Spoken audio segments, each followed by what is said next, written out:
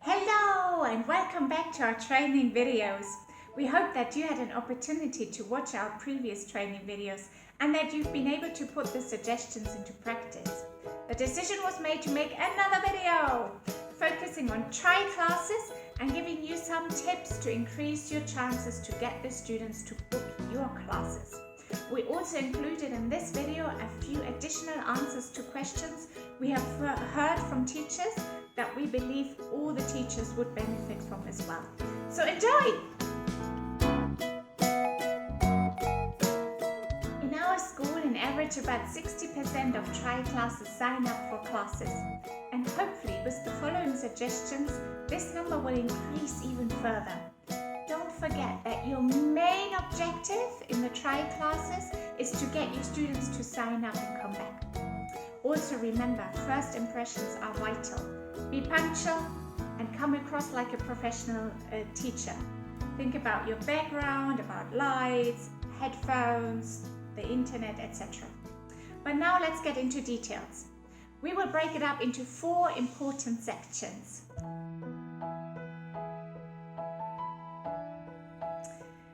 Make your students feel comfortable and excited before you begin your class. Be sure to break the ice and do that by whatever ways work. It's probably best to do that face to face for a few minutes rather than showing them the lesson plan straight away.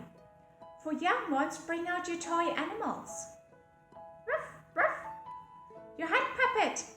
Hello, I'm Max. What's your name? Or things they would enjoy, like ice cream. Do you like ice cream? For older children, try to figure out what they like, be it sports, animals, whatever it may be, and talk about it for a few minutes. If you have a pet,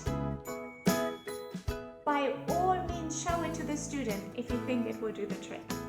If you happen to have an older teenager or even a young adult, talk about what they are planning to do for work, if they have seen other countries, what their dreams and wishes are, etc., etc. So once you set the tone for your class, we can come to point number 2.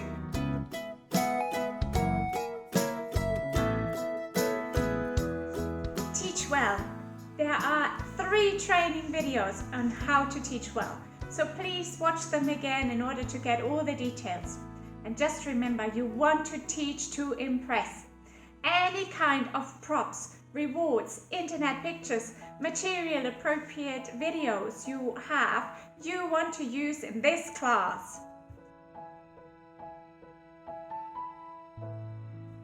The last impression you leave is what will stay on the student's mind.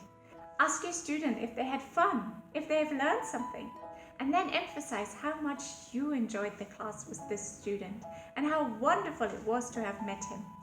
Finally, make sure to let him know that you really hope to see him again in your class and make your final words count.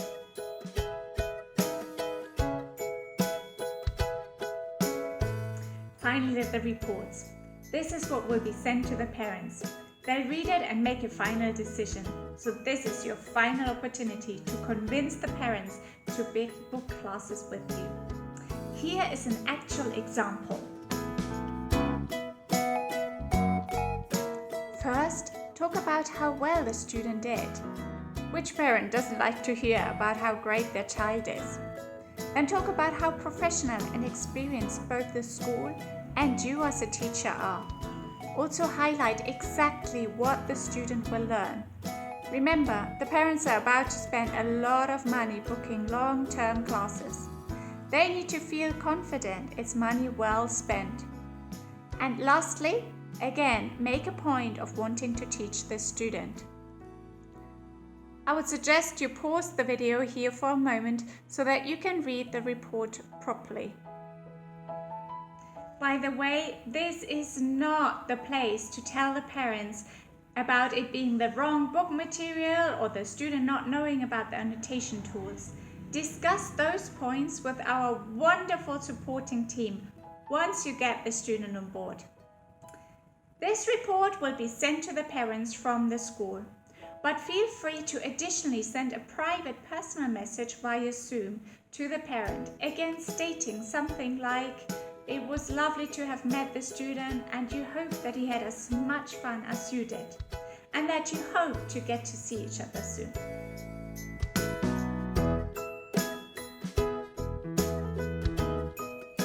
The easiest is to find the video on YouTube, then share your screen. Don't forget to tick this box whenever you share a video so that your student can hear. And here's a little trick to download videos from YouTube ahead of time. Find your song of choice, play it, go onto the search box and type SS before the word YouTube. Click enter and it will redirect you to another page. Here you have the option of downloading it. Download it and you got it on your laptop. Personally, I got a whole selection of videos for all levels.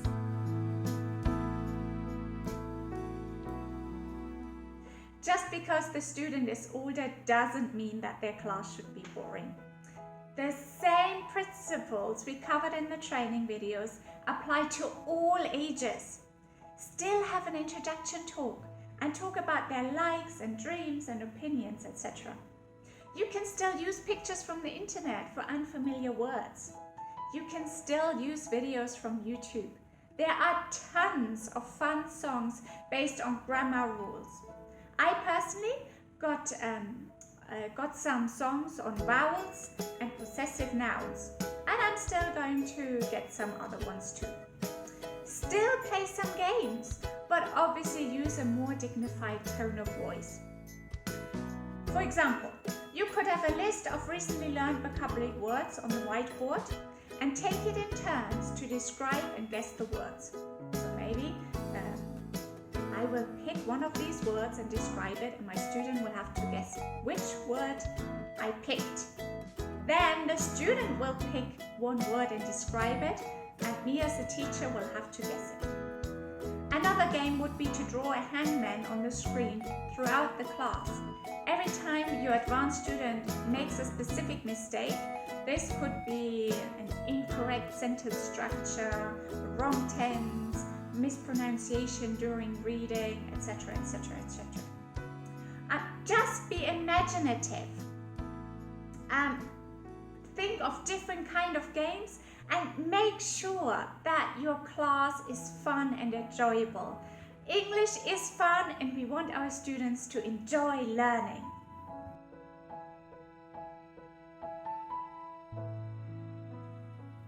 This might be obvious, but have a notebook. Write down your student's name and any specific notes. For example, this one, Anna, her parents want me to focus on her speaking skills and her grammar. I also write down what book she is in and the book we've already finished. Then I write down the date, what lesson we are on, what page that is, and what I've given her on homework. They are just very brief, quick notes, so I know exactly where we are in the next lesson and what homework I have given her. I have one page for each student. Make sure you're organized and you know very well what and where your student is at.